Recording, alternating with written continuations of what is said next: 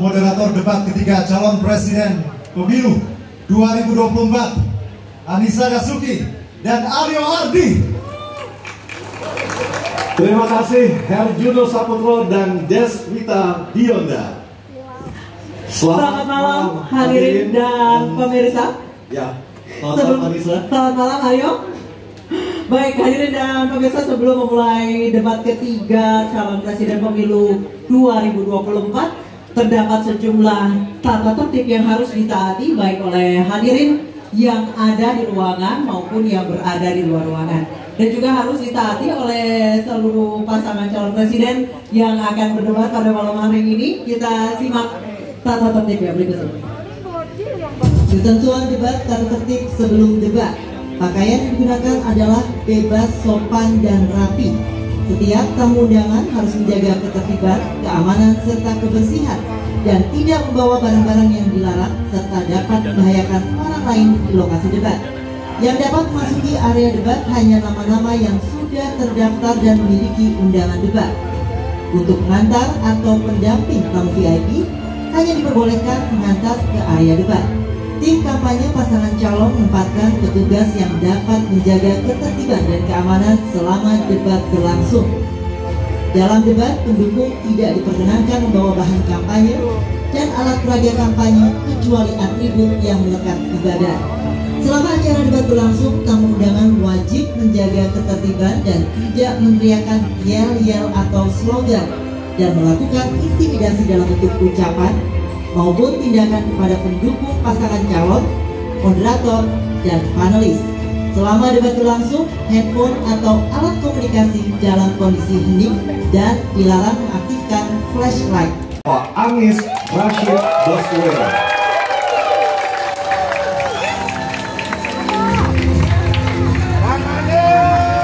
Calon presiden nomor urut 2 Bapak Prabowo Subianto. Calon presiden nomor urut 3 Bapak Ganjar Pranowo.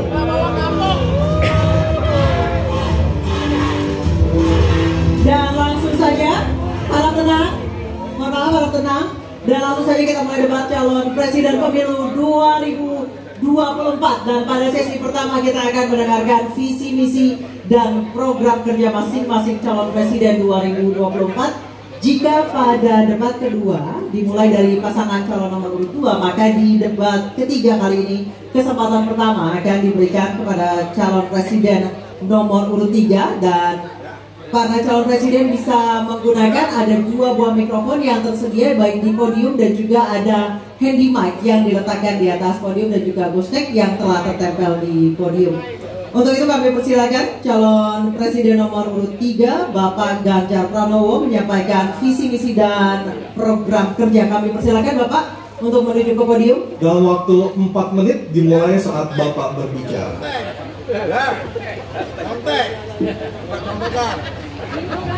Terima kasih. Selamat malam Bapak Ibu sekalian yang hari ini hadir di studio dan tentu saja yang menyaksikan melalui tayangan televisi atau streaming. Kami membaca sekaligus mencatat persoalan luar negeri, pertahanan keamanan, dan tentu saja dari 3 ini kami akan menyampaikan poin per poin. Yang pertama terkait dengan politik luar negeri kita. Politik luar negeri kita adalah alat untuk negosiasi terhadap dunia luar, tapi kepentingan nasional harus nomor 1. Kenapa itu menjadi penting? Karena kita mesti betul-betul bisa melakukan redefinisi terhadap politik luar negeri yang bebas aktif, yang disesuaikan dengan kondisi kekinian.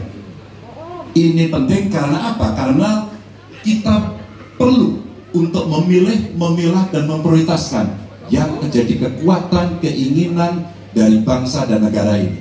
Rakyat butuh bekerja, rakyat butuh lapangan kerja lebih banyak, investasi yang lebih banyak. Maka kita mesti memperkuat infrastruktur diplomasi kita, duta besar, para diplomat, dan tentu saja inilah yang mesti kita berikan penugasan-penugasan untuk membereskan persoalan-persoalan kepentingan ekonomi nasional dalam konteks kekinian. Dan tentu saja kita tidak pernah lupa, Indonesia selalu setia pada kesepakatan yang pernah diambil. Dekolonisasi yang dilakukan mendorong, meyakinkan kita semua untuk membebaskan seluruh bangsa tanpa boleh mengintervensi satu dengan yang lain.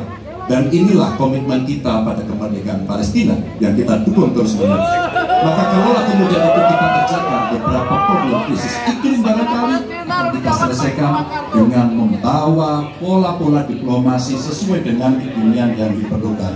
Atau barangkali kepentingan UMKM yang mesti kita bawa ke dunia internasional seperti praktek yang pernah kami lakukan di Jawa Tengah. Dan itu membuat masyarakat akan merasakan politik luar negeri jauh lebih baik. Pertahanan, sistem pertahanan rakyat semesta mesti kita dorong, kita lapisi dengan pertahanan yang betul-betul berlapis dan kita jadikan benteng pertahanan Nusantara sebagai satu kesatuan. Dan kita perlu melakukan penataan gelar pasukan karena IKN menjadi pusat gravitasi baru. Dan ini bagian dari antisipasi terhadap tarung global antara Amerika Serikat dan Tiongkok. Untuk itulah pertahanan kita mesti masuk pada wilayah 5.0 dengan teknologi sakti, dengan rudal hipersonik, senjata cyber, sensor kuantum dan sistem senjata otonom. Dan itu bisa dilakukan kalau anggaran dari Kemenhan itu 1-2% dari PDB, sehingga MEF kita akan bisa tercapai. Karena ini yang mengerikan di 2024, saya khawatir ini tidak akan tercapai. Untuk keamanan, terorisme, narkoba, pinjaman online, judi online, kekerasan seksual, ini perlu mendapatkan perhatian termasuk LPG. Maka reformasi kepolisian betul-betul harus mengantisipasi ini dengan penguatan cyber system kita, termasuk pengembangan SDM cyber yang kuat. Polisi yang menjadi pengabdi masyarakat betul-betul akan bisa mengayomi. Seperti kemudian pada saat saya bertemu dengan Ibu Mary Huger, bagaimana Ibu Mary menceritakan bahwa polisi kita mengayomi dengan kesungguhan, polisi kita hidup dengan sangat sederhana, dan mereka punya integritas yang tinggi. Bagaimana polisi? Betul, ini sesuatu yang sulit dan pasti akan bisa kita lakukan. Dan tentu saja inilah capaian-capaian yang akan kita lakukan oleh Ganjar Mahfud. Bismillah, insya Allah kami siap. Baik, terima kasih Bapak Ganjar Pranowo. Kami persilakan kembali ke tempat Pak Ganjar. Kami persilakan kepada Bapak Prabowo Subianto untuk menyampaikan visi misi dan program kerja.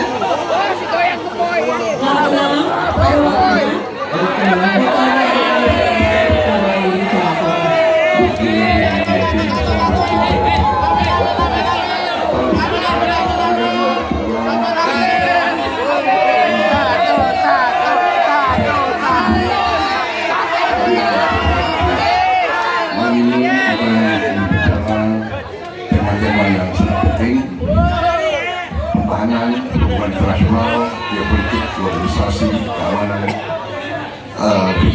Dengan demikian kita kembali kepada dasar kita, tujuan nasional yang tercantum dalam Undang-Undang Dasar kita dan pembukaan Undang-Undang Dasar 1945 tercantum sangat tegas bahwa tujuan nasional kita yang pertama adalah melindungi segenap bangsa Indonesia dan seluruh Indonesia. Jadi, fungsi dari negara yang pertama adalah melindungi, berarti pertahanan. Saudara-saudara, kita memahami negara kita sangat besar, sangat kaya, ratusan tahun negara-negara dari jauh datang ke Nusantara ini untuk intervensi, untuk mengganggu, untuk adu domba, dan untuk mencuri kekayaan kita. Sampai kita merdeka, kita pun harus berhadapan dengan kekayaan alam kita diambil dengan murah. Karena itu, untuk kita menjadi negara makmur, untuk kita menjadi negara sejahtera, untuk rakyat kita hidup layak, punya pekerjaan layak, kita harus menjaga kekayaan kita. Kita harus menjaga dan habis itu harus mengelola kekayaan kita.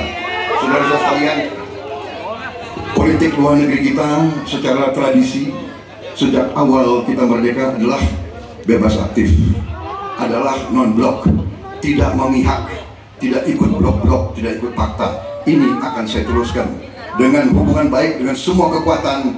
kita bisa mengamankan kepentingan nasional kita. Saudara-saudara sekalian, 1000 kawan terlalu sedikit, 1 lawan terlalu banyak. Kita akan menjalankan politik tetangga baik. Saudara-saudara sekalian, kita bertekad harus punya pertahanan yang kuat. Mungkin ada yang asal bicara tanpa data, mungkin didorong oleh ambisi yang menggebu-gebu sehingga tidak objektif. Saudara-saudara sekalian, saya sebagai Menteri Pertahanan berpegang kepada doktrin, pada strategi nasional, dan semuanya adalah atas dasar kepentingan bangsa dan rakyat Indonesia, dan saya mampu mempertanggungjawabkan, dan saya berkeyakinan hanya dengan pertahanan yang kuat kita akan dihormati, kita akan menjaga kepentingan nasional kita. Kalau kita buka buku ilmu pengetahuan yang paling dasar, kekuatan nasional harus ada kekuatan militer. Tanpa kekuatan militer, sejarah peradaban manusia mengajarkan bahwa bangsa itu akan dilindas seperti di Gaza sekarang ini. Akan diambil kekayaannya, akan diusir dari tanah airnya. Tidak bisa tidak, kita harus kuat.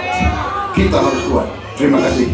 Wassalamualaikum warahmatullahi wabarakatuh. Waalaikumsalam warahmatullahi wabarakatuh. Kami silakan kembali Pak Prabowo, kita berikan apresiasi yang paling meriah untuk para calon presiden pemilu tahun 2024. Kami perbolehkan, silakan berikan apresiasi yang paling meriah. Oke, akhirnya tadi kita sudah dengarkan seperti apa visi misi dan program kerja dari para calon presiden.